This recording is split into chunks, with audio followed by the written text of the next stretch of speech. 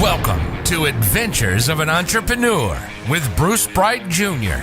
Join the journey to become a successful entrepreneur with someone who's learning from experts and diving deep into the decision-making within his own business. Welcome to Adventures of an Entrepreneur. Today I'm talking with Angel Ribo. He is a CEO consultant. He goes by the CEO Confidant. He coaches CEOs all over the world, has a global brand, also has a deep mission and passion for helping underprivileged kids in Latin America. And we talk in depth about his nonprofit down there and what he does for them. A great guy. I love talking to him, learned a lot. Let's dive into it. Angel Ribo. Welcome to the show, Angel. How are you doing today? Very well, thank you. Thank you for having me, Bruce. And thank you everybody listening to us today. Oh, well, yeah. Thanks for taking time out of your schedule. I know you're a pretty busy guy. Yes, I am, but everybody is. So you're a coach of CEOs, you advise CEOs, but you haven't always been successful in where you are today. Why don't you tell us a little bit about your origin story, about how it all started for you? Yes, well, I mean, it's very early on. While I was in college, back in Spain, I'm originally from, near Barcelona. Since I was in college, I was always like working, and always, as I was able to speak English and Spanish, I always, was on some kind of international, environment, international arena. I was the president of an international organization, while in college. And, I started my international career literally when I finished college, because I started to work actually for the president of the university I studied on. And I started working at his office as an international programs coordinator, something like that. That was the title. And then, I moved to the UK to work for my first, American company ever. And that started starting going from, the UK into Latin America and then to the US. But since the 90s, I always worked for, large American corporations, mainly high tech, up until 2016. And then, I decided to become my own boss. And, as anybody else, you have your ups and downs, and you have, better companies, or maybe the same company and maybe a better boss, or and better leaders that are helping you, make progress throughout your life. And it's always a matter of being open. I felt always like, going from one country to another, conducting business in, when I counted the countries, I think it was like 30 something countries I had conducted business. Wow. I always felt myself like, I was a citizen of the world, so it was normal for me to reach out to people, even if I didn't speak their language, or even if I didn't really was acquainted with their culture initially. But at the end of the day, I think that there are these commonalities that allow us as human beings to connect with others, regardless of where you are. It can be as challenging, for instance, right now I'm, originally from Europe and I live in Texas, but you are, you right now live in Alabama. So it can be as challenging for a Texan to get along well with someone in Alabama. But I know you're not originally from Alabama, so you probably also had your challenges when you were younger, moving from one state to another. So what I'm trying to say is that most of our challenges come from uncertainty and maybe not knowing, and maybe being fearful of what can happen in the future. I would say that I was kind of very courageous and a little bit daring when I was a kid, and that probably helped me all the way. Yeah, definitely. I mean, that's a common feature with entrepreneurs. You got to be able to take some risk, and shows it paid off for you, for sure. Absolutely. Yeah. Risk. Yeah. I think risk is relative. Risk is not bad. Risk is not bad. If we were just enjoying taking risks, the problem is that probably when we were kids, obviously our parents love us, so much that they want us to get into trouble, and they want us to survive, right? Yeah. And they try to do the best they can with us, right? But also, I think that the risk has very positive things behind it. The concept of risk. You yourself, I mean, you told me before the conversation that you were a a basketball player, you still play basketball. For instance, we have had in Spain, very good basketball players in the NBA, as you probably know. Yeah. And many of them, those guys really took a lot of risks because Europe was not known in the basketball arena before, but they took a lot of risks. And eventually they became really successful here, and then they went back to Spain, and they made the Spanish national team win many world champions and European champions. Again, I think risk is fun. Risk is fun. We should probably like live more in the present moment, as opposed to thinking, oh, what might happen in the future if we did that. Just trust the process. Trust the process. It makes it more exciting too. If there's no exactly. risk, it wouldn't be worth it. Yeah, but you have to live it. People live obviously, not everybody takes risk positively, and and there's fear. And as you know, I mean, you interview a lot of entrepreneurs. There's a lot of entrepreneurs right now that they are in fear because of the uncertainty, because of the confusion, because of the frustration, right? Mm-hmm. I post on LinkedIn every single day, and I've been posting, for the last probably 12 months, I've been posting a lot about building bridges, like try to reunite, try to get together. I know there's a lot of reasons why we could be separated, that we could be like we're either on one side of the political aisle or another, or a religious or side, aisle or another. Yeah. That's the easy thing. In reality, I think that we are all genuinely good, and we are here to do good. I like that. Yeah, there's a lot of division right now, especially if you're watching the news or social media. It just amplifies it. It seems like it's everywhere. But we as broadcasters, I think that it's one of our roles is to be the leaders, to decide what we want to share with the world. Do we want to share unity, or do we want to share, this separation, this polarization? And it's up to us. It's not that we, I don't think we have to take sides in a way in which we have to separate from each other. I think that the beauty of this world is that we can help each other. And, I'm sure that when you started your podcast, you really wanted to make a difference in this world. That's why you did it. You had many choices, right? You could do many things with your time and with your life. And you decided to be the amplifier, right? You decided to be the conduit of, the experience of other people, so that you can help your audience. Yeah. You had choices, and you took this route. So I think that we are in a position of responsibility. This interview is going to be watched and listened to in many platforms, right? Yep. And some people will resonate with the message. And I think that, it's our role to help as much as we can to make this world a better place. I love that. I think you're perfect. I think you're right. Let's talk about your business, a little bit about what you do. Can you explain? Yes. What you do and how you started it? Yes. So I started it in 2016. I started my own consulting firm. So basically, as you very well said, my brand is the CEO Confidant. And the reason why it's called like this, it's because when I started my own business, actually, I didn't call myself the CEO Confidant right away. I just started to, analyze and think about what I had done in my life. How many companies I had helped, what kind of people had interactions inside those companies, where those companies were. And I realized that I had done a lot of work with a lot of corporations, mainly talking to the high level executives in those corporations.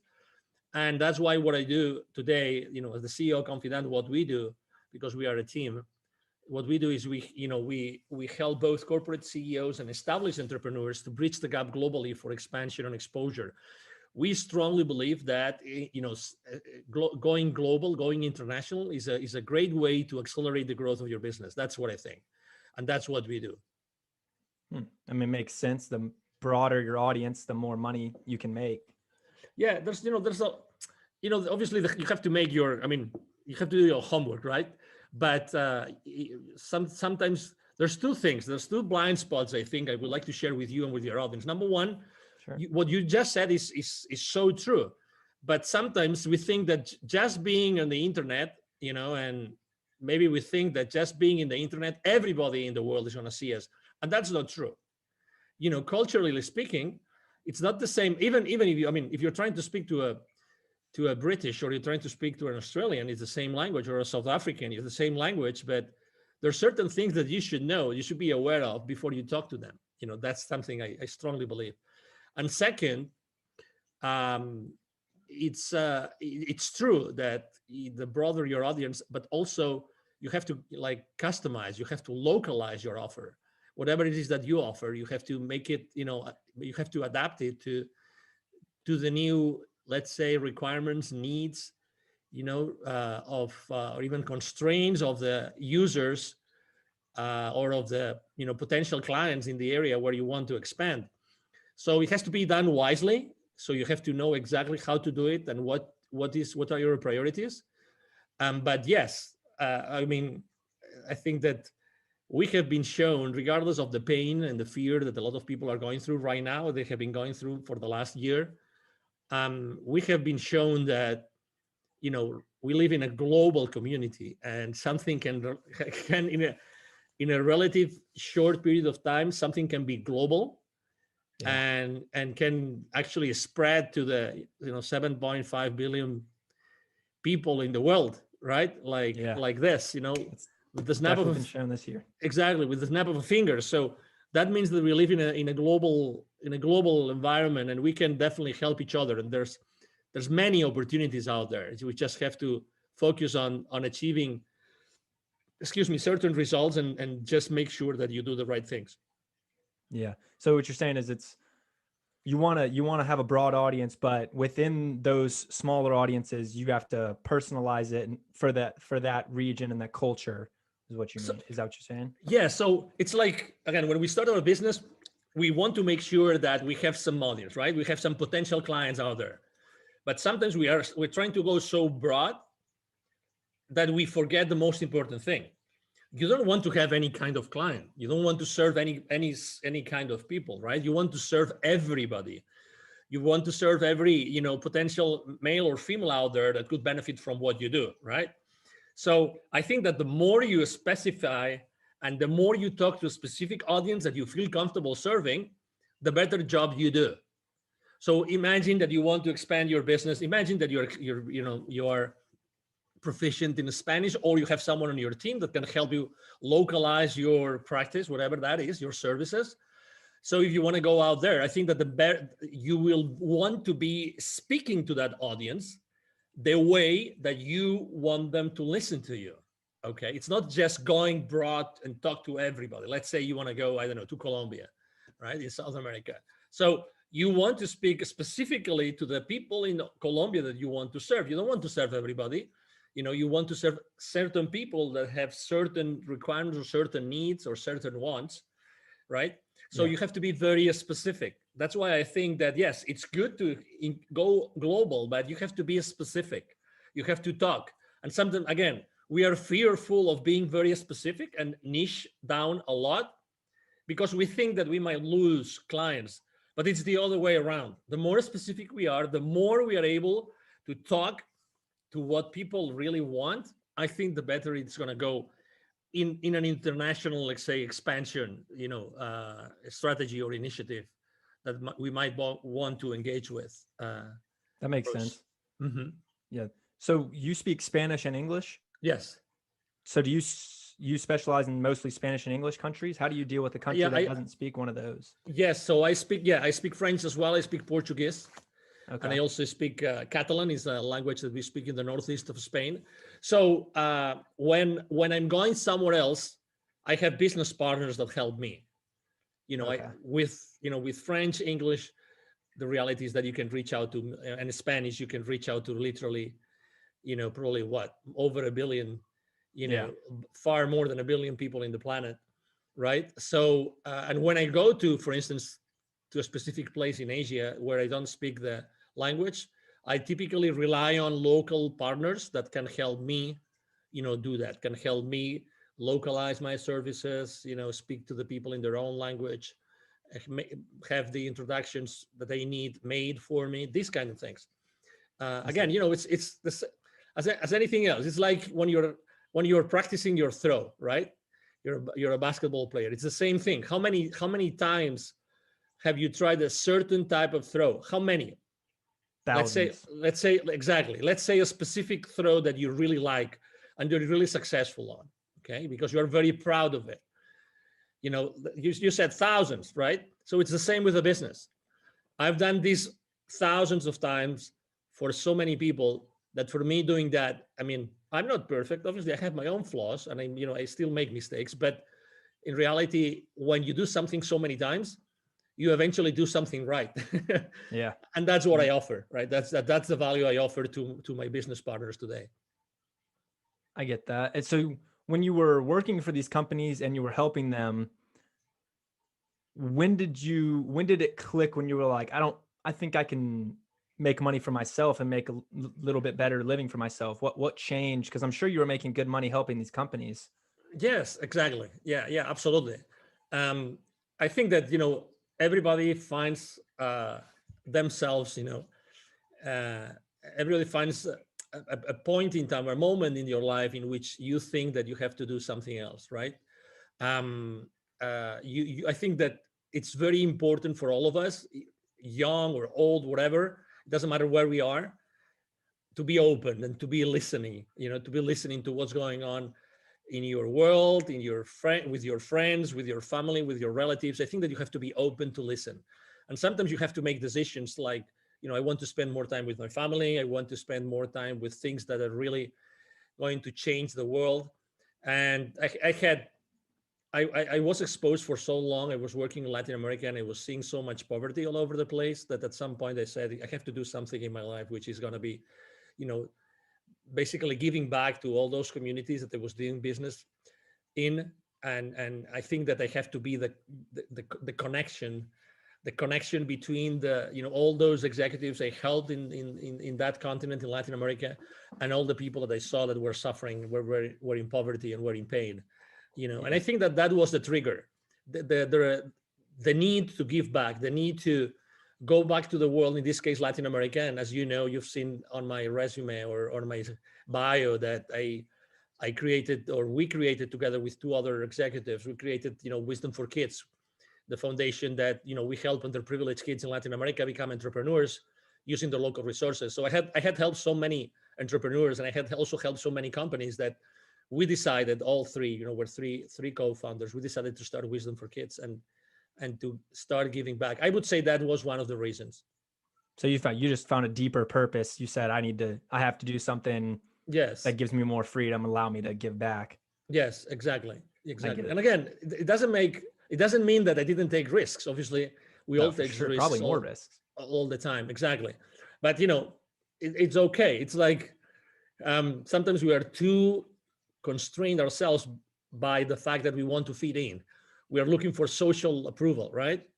And we have to measure our words to the point. I mean, we are too resistant to what's going on around us. We are always analyzing, why did he or she say that? What's the reason behind it?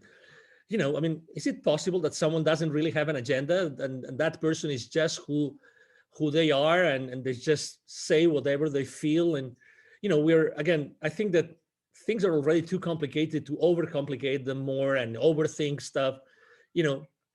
I think, honestly, regardless of where everybody is right now, I think that we all have a good heart. We all want to help each other.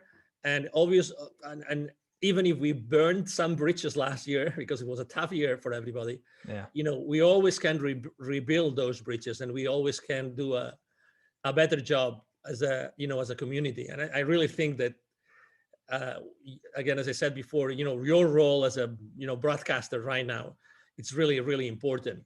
You're really here to do extremely important things. And obviously we all start from small, right? But still, I mean, you're exposing yourself, and you could have looked for a super fancy studio and everything. I mean, I see that. I mean, I see where you are. I picture myself where you are right now, and I feel so much identified with yourself, that again, you're being yourself. You're fearless, and as you are exposing yourself, and that's sometimes it can be weird, and you can you can be uncomfortable with what you're doing, and but it takes. I remember the first time I shot a video with myself of myself, the first time ever on Facebook that they went live. I mean, I was under so much pressure. I mean, I wasn't interviewing anybody. It was just myself talking about myself and about my life. And I was under so much pressure that as soon as I hit, stop broadcasting, stop on Facebook, I remember crying like a baby just because the pressure was so high. It was so, and I had been in front of literally over 1,000 people on a board, on a ballroom. I had, and I have spoken publicly for many, many, many years, but still, we are human beings and we have to acknowledge our limiting beliefs and our fears. That's who we are. Yeah, I kind of pieced this together. I'm in my closet right now. I kind of turned it into a studio. Cool. I built a desk in here. That's what my computer's on. My sister painted this banner. So I'm just kind of. How old is your sister? Huh? How old is your sister? She's 19, about to turn 20. Yeah. Awesome. So she's in college too, but yeah, I asked her to paint me something and she knocked it out. You see how simple it is? I mean, you're a great example, Bruce. You're a great, great, great example of what we should all be doing. And my favorite mantra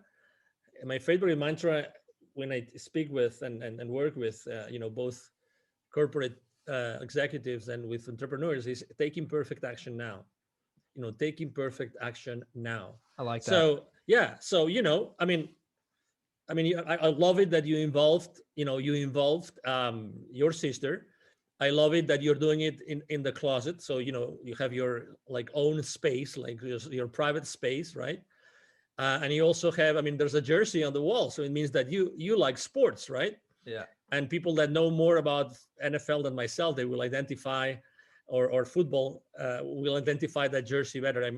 I'm coming more from a soccer kind of life, being originally from near Barcelona. But yeah, again, what does it take to start your own broadcasting station, right? So not much, just wanting to do it. Yeah, not a ton. It's just more time, really, more effort than anything.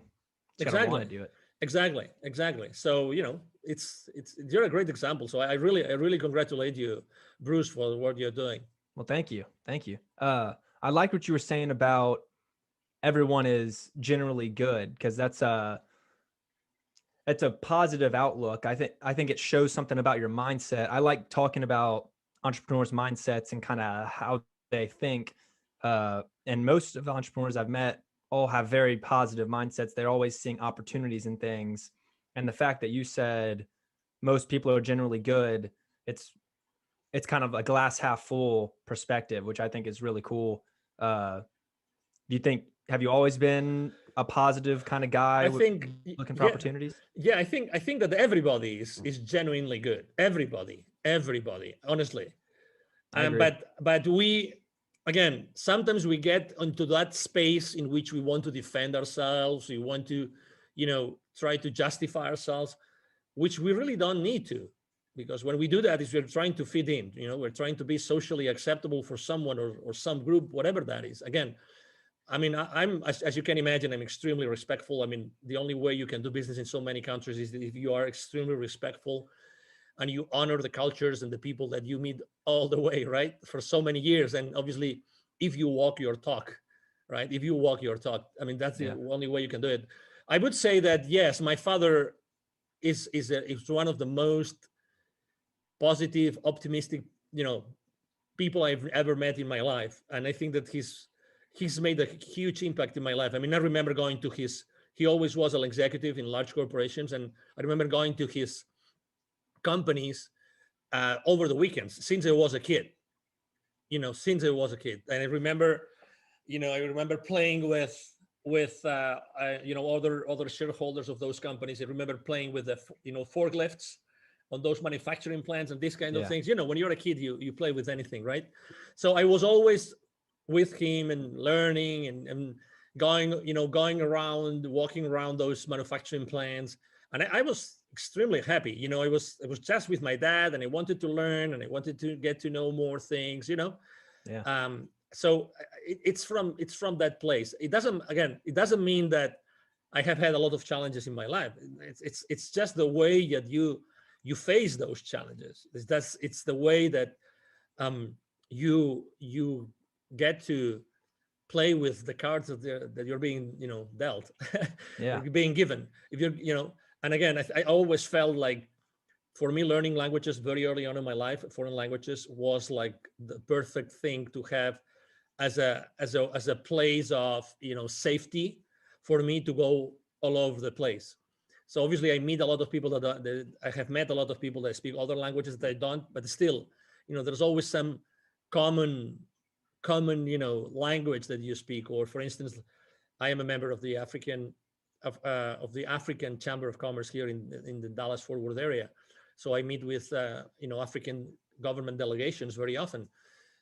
Some of them speak English, some others they don't. But there's always a common denominator. There's something that we can do, and we can always draw, and we can always use our hands and our eyes and our expressions, and there's so many things that we can do. Again, I think that the world itself is full of opportunities all the time. Yeah. Not necessarily everyone starts on the same level, but there's definitely, everyone has opportunities. You just got to make the most of whatever you've got. And also, for someone, as you said, starting like you, you see different opportunities, and that's good. That's perfect. You probably see opportunities I don't see, which is good. And probably also I am biased, because I've lived a few more years than you, and probably you see more opportunities than me because I am biased. And that's the beauty of being young and seeing the world full of opportunities. That as you are not as biased as I am, just because of my age, right? Yeah. Of my experience, you probably are going to take fights, like good fights that wouldn't take. That's the beauty, and one of those fights is probably podcasting, and that's awesome. And you will be exposed to great knowledge, to great people. You are yourself opening to opportunities. And even myself, I could, when my team was supporting me and interacting with you when we were trying to set this interview up, again, my team could have said, no. This guy doesn't have an audience, he just started. And you know what my favorite answer is? When sometimes they tell me this, I tell them, so what? So what? So what? So what if, Bruce's podcast episode with me, there's someone listening to that episode and they learn something, and I humbly teaching something to someone, so what? Who knows who's going to listen to this episode today, Bruce? Again, so I think that the so what attitude is also a way to see the world full of opportunities. And we're going back to the same place, so what? So what? A lot of people say a lot of things, but so what? Start using that. Start using the so what, so what? Yeah, I like that. Yeah, it's really eye-opening. So what? Okay, so tell me what you mean by saying that. So what? So he has a very short audience or a small audience. So what? Yeah. What if he has 1 million followers in a couple of years? And he still has this episode up, or so what? Yeah. Again, I like to spend time with people that really trust in themselves. Awesome. Well, I appreciate it. No, of course. Let's go back to Wisdom for Kids. Why don't you talk a little bit about what y'all do? Because you said you helped a ton of Latin American kids so far. What exactly do y'all do? Yeah, so basically, there's, just to put a little bit of context here, in Latin America, in 2012, there were about 170 million kids in Latin America, okay? Of these 170 million kids, 81 million kids were living in poverty, all right? Wow. So picture this, 81 million kids living in poverty. Of these 81 million, 22 do not have access to drinking water. Okay, they do not have access to drinking water. So they have to really figure out how to do it, how they're going to drink water and find water and get themselves, washed, whatever that is. It's challenging. So basically what we do is we identify communities that have, kids in need, and there's different levels of poverty depending on what community is, if it's a urban, suburban, rural, or even indigenous. And then we go to those communities, we talk to the community leaders, and then we ask them, we would like to do that. The first question they always ask us is, how much is it going to cost us? All the time. How much is that going to cost us? And we always say the same thing, nothing. And then they say, why? Wow, that's awesome. Why would you do that for our kids? And I say, well, because it's our mission, right? And we don't have any hidden agenda. That's what we do. Actually, we are extremely cautious about all the information that we gather from the kids. We really don't have a registry. We don't keep any information. We just make sure that we are connected to these community leaders. And then we go to those communities. We ask those leaders to bring all those kids together, and then we basically deliver them workshops. We have those workshops in which we basically work a lot with those kids so that they realize, we inspire them to realize that they really can do anything with their lives, and they can really do great things in the world. We believe that every human being has an unlimited potential, and the kids, obviously, they have much more potential than us because they still haven't been biased by adults and education and the rest of things that in society that try to kind of cookie cut us. And probably you understand what I mean.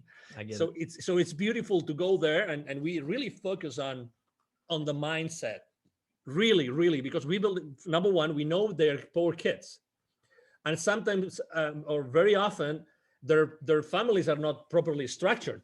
Okay, so maybe they don't have parents, or they only have one parent, or maybe they have tutors, or they have relatives taking care of them.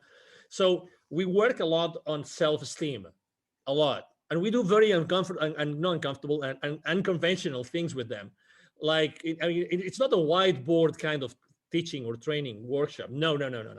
It's experiential. Okay, so we dance, we jump, we sing, we play, and we have a lot of interaction. So it's 2 hours, like we are fully onto the experience. We as volunteers of Wisdom for Kids, and we even do we have a meditation, a 20-minute meditation, full of very powerful affirmations.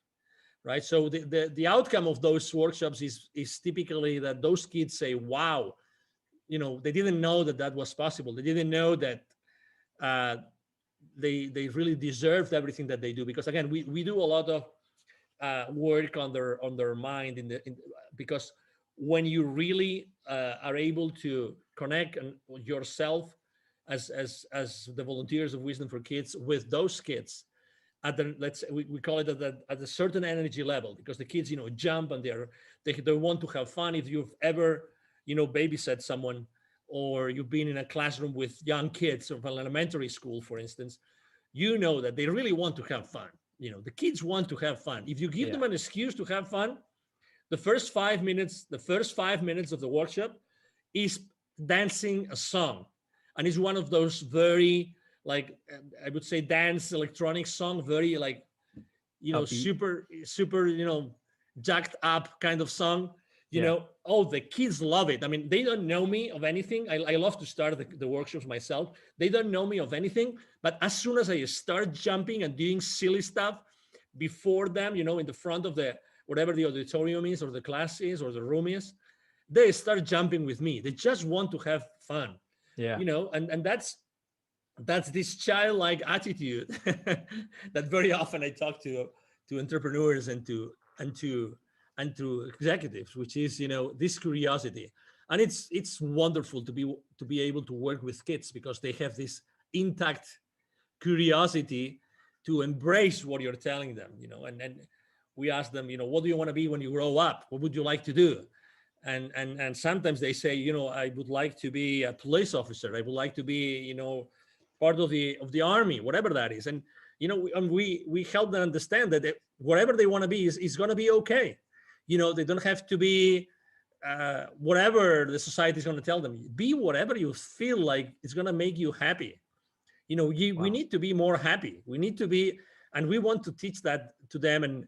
And we make sure that they keep on like doing the same things that we do during the workshop, and we give them a booklet, literally. And we obviously, all the community leaders know where to find us. And and we know that we really make a difference every time that we go to one of those communities. Wow, that's awesome. I was gonna call it education, but it sounds more like an inspirational kind of It experience is. It rather is. than rather It than is. just education. Exactly. It's been studied. Training is training, and you learn stuff or you remember stuff. It's like let me make a comparison here. It's like I think that our lives are very often like there's milestones in our lives which are related to specific songs, right? So I Mhm. think that there's certain titles or tunes that when you hear them again, immediately you go back in time and you remember certain things that happened when you were listening to that song. Yeah. That happens to me all the time. I mean, I love music, I love dancing, and it happens to me all the time. So that's why I think that those kids, well, I don't think, I'm sure, because obviously we go back to those communities and we talk to the community leaders and to the volunteers. They remember us. They remember us. They see us when we go back to the community and then remember that they had a blast with us, because they will never forget that experience. They never had that experience before. I mean, we spent, Bruce, so that, we spent 2 years and two PhD students working on this workshop. I mean, two PhD students in the educational arena, right? So there was one of our founders is a professor, he's a former professor of actually two different colleges in Mexico, and he taught thousands of teachers. So right now there's thousands of teachers in Latin America that were educated by this gentleman. Yeah. So, and he has like 70 plus textbooks right now being used. So Wow. we really took it seriously. We really wanted to make a powerful workshop that would change the lives of those kids, during and after our delivery of the workshop itself or Yeah. themselves. And where do y'all get these volunteers? Are these Yeah, local they can go volunteers, or to. do you bring them from America? Actually, they can. I mean, we receive requests, all the time. If you go to wisdomforkids.today, wisdomforkids.today, there's a place where you can actually sign up as a volunteer. Wisdomforkids.today, and that's where we get our volunteers. Obviously, also the word of mouth. When we go to communities, people want to engage, people want to be with us, and people want to be able to be part of this and follow up with the families afterwards. I mean, that's why I said what I said before. I mean, I think that people are genuinely good and they really want to make a difference. Yeah. Oh, just had a question. I forgot. Well, That's okay. So back to your business, do you have any like future goals that you see yourself 5-10 years down the road? Do you have kind of like a vision? I know a lot of people Yeah, have one of long-term visions. yes. So I consider myself a connector of the unconnected. I think that there's a lot of people that need connection. I think that just last year, just the last 12 months, Bruce, there's been literally millions of people that have lost connection at some point, at some level. Connection with others, connection with institutions, connection with the rest of the world, with the rest of the community.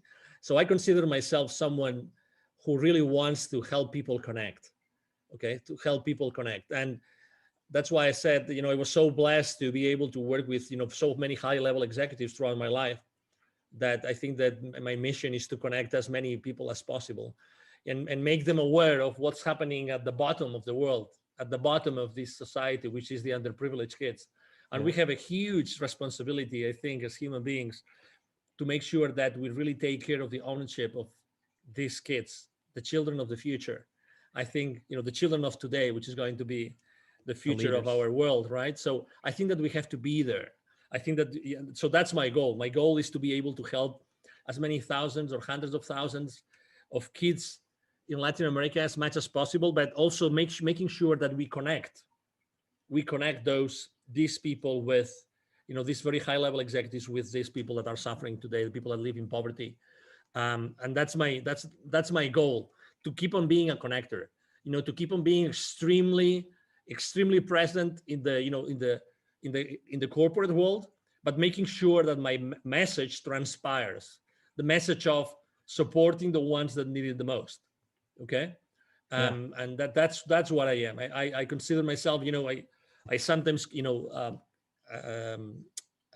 interview, C-level executives, and I am I'm extremely picky about the interviews I conduct. But when I do that, I make sure that there's always a message. There's always this individual that has this amazing personal story that eventually kids can relate to. I remember, I mean, I when I started Wisdom for Kids. Actually, I started recording messages from CEOs and from C-level executives, so that I could use those messages to inspire the kids. So actually, I bring those messages from CEOs in America to Latin America to show those kids that they can become entrepreneurs when they grow up. That's awesome.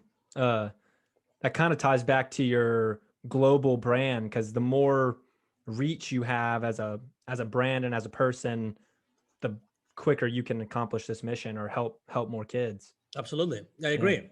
Yeah, I totally agree. I mean, I couldn't agree more. It's like, again, I my exposure, my impact, my influence is just it's just to it's just a conduit for being able to help the most underprivileged be inspired by the most enlightened, or the most empowered, or the ones that really have powerful messages, or the ones that have accomplished so much in the world today. That's why, again, my presence in the corporate world is so strong, because I want to nurture all those relationships so that we can all together reach out to the most underprivileged, but together. Yeah, I love that. I like talking to people with a deeper purpose, and that you clearly have a really admirable one. Thank you. I also ask this. I usually ask all the people I interview this because it's interesting to me. Do you have a morning or night routine that you kind of stick to? Because I've found that most entrepreneurs they're like really rigid in their morning routine. They wake up and they do the same thing, kind of. Do you have one of those, or? Well, I have affirmations. Um, I have to say, I used to. So depending on the, I mean, number one, I really don't want to be hard on myself. Okay, so everything I do is fine, and I am very compassionate with myself, because otherwise, there's so many things going on in my life, and I have kids, and I have to take care of the kids and the family and the business and my clients and my team and everything, right? So that's the first thing I would like to say. So I mean, there's things I do, and I do consistently, and there's other things that I do from time to time. So, for instance, I have my favorite affirmations.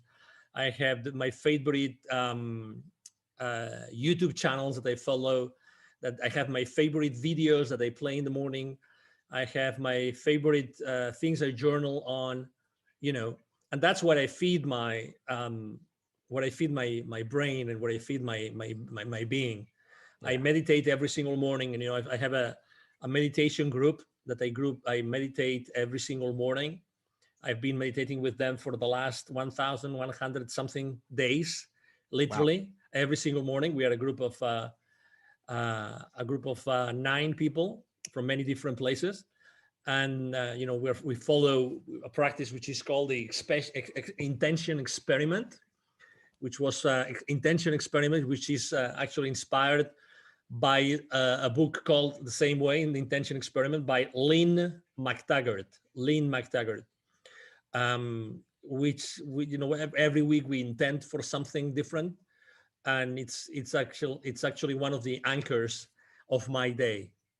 You were asking for this, so yeah. I think that it's really nice to start the day in a place where you are actually giving yourself, for others, and intending for something. We intend for something good every single week, and it's a nice way to start the day.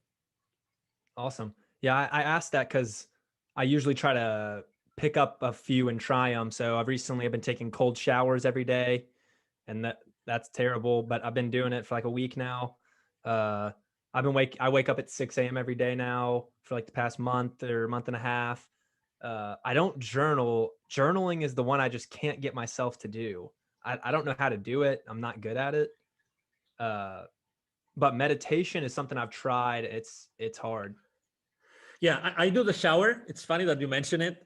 is one of those things that I have so much already incorporated into my life that I didn't give it the importance that it deserves. But I've been taking cold showers. Even when I go to Canada in the winter, I take cold showers wherever I am for the last 5 years. Wow. So I mean, when you take a cold shower and it hurts. Yeah. It literally hurts.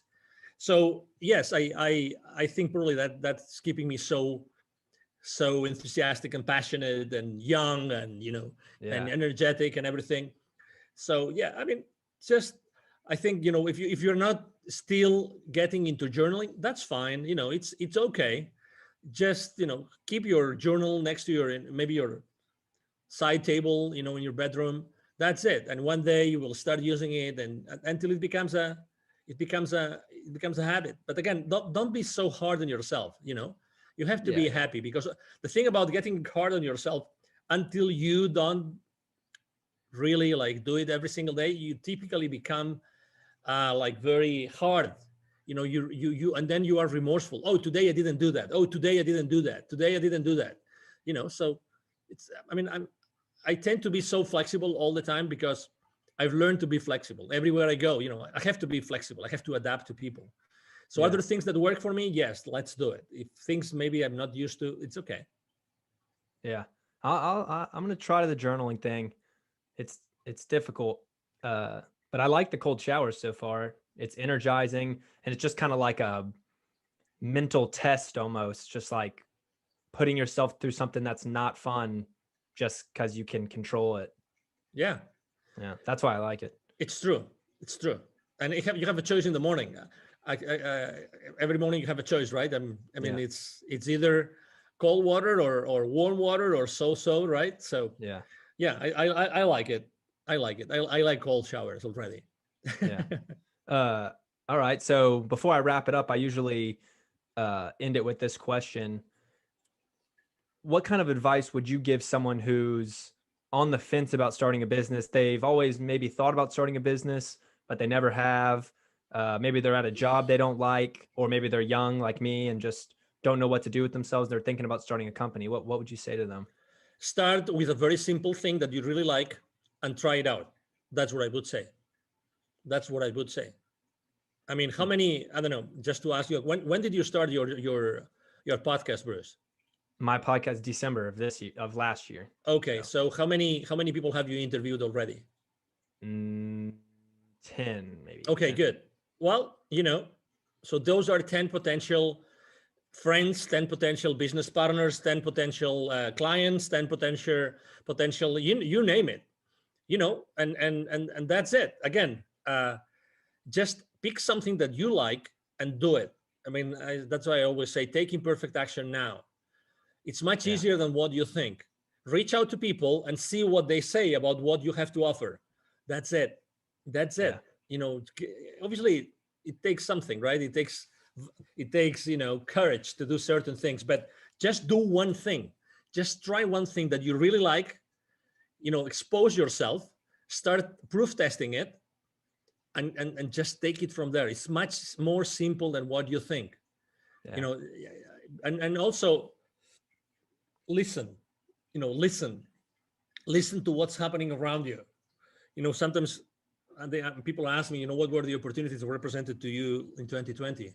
Well, one of the opportunities is that there was so much, fear and so many people being unemployed, and there's so many things happening, and these emotions and these feelings and you said it very well. You see it on TV. I mean, I had never seen so many people yelling at you from TV. I mean, literally yelling. I mean, have you seen that? I have seen that. Oh, yeah. I mean, on the news, yelling at you. It's like, so, just be gentle with yourself.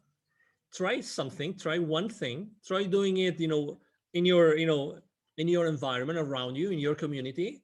Try if it works. You know what people need because you see it every day, because you listen to this and you hear it every single day. And that's it. Try it. Try it. I was the other day delivering here in the Dallas-Fort Worth area for one of the business accelerators. I was delivering a webinar on pivoting, on reinventing yourself, right? Yeah. So, hey, it doesn't take anything to reinvent yourself. Just try it out. Just try it, proof test it, look for people around you, your friends, your business partners, your acquaintances. Ask for references, ask for people that you would like to talk to, and eventually you will be delivering so much value that you will be able to charge for it. Yeah. So don't be hard on yourself. Start somewhere and start giving away value. Talking to potential clients. It's much simpler than what it looks like. Really, it's much more simple. I know there's fear. I know that you have to pay your bills. I know that you have probably your mortgage. I mean, I get it. I was there too. I mean, I understand it. I know that you have probably your college, loans, all those things. I mean, I know that, but still, what does it take to you to choose between, social media browsing or reaching out to a potential client? One game on TV, as much as I like sports, or talking to someone that can become your business partner. Yeah. Again, it's your choice. It's your choice. It's your choice. I mean, as Tony Robbins says very well, your wealth is proportional to the amount of people that you serve. So start serving people. Start to serve people around you, and you will find the solution. You will find the answer that you're looking for. That's great. And you can always tweak it as you go, make it better. Absolutely. You can. The imperfect version you're going to put out isn't going to be great, but you might get the ball rolling. Yes, exactly. Yeah, great. Is there anything I haven't brought up that you want to talk about that you're excited about? Oh, no. Maybe just to give your audience my contact details in case they wanted to reach out to me. Again, my name is Angel Ribo. Ribo spelled as in R-I-B as in boy, O. And my brand is the CEO Confidant. You can see me. You can find me very easily online. I'm everywhere you can think of. The CEO Confidant, Angel Ribo. You can go to LinkedIn. I'm very active there. I post every single day. I post both business-related content and personal. I believe strongly in building bridges and helping people. I have supported so many people launching their initiatives, their podcasts, launching their books. So many things. And if you want to reach out to me directly, just send me an email to angel@angelribo.com. Angel@angelribo.com. Again, Ribo spelled like R-I-B as in boy, O. And thank you so much for the opportunity, Bruce. No, yeah. Thank you for coming on. Perfect. We'll put all that in the show notes also, so they can get it there. Beautiful. Thank you. I appreciate you, Bruce. And thank you, everybody listening to us today. Yeah. I'll talk to you soon. Talk to you soon. Bye-bye. Yeah. Thank you guys for listening to this episode. Please rate and review the podcast if you are enjoying what I'm talking about. I'm trying to grow the podcast and get it up in the rankings. I'm having a great time doing it. I hope you guys are enjoying it. I've got some big interviews planned for the future. So stay tuned and talk to y'all later. See ya.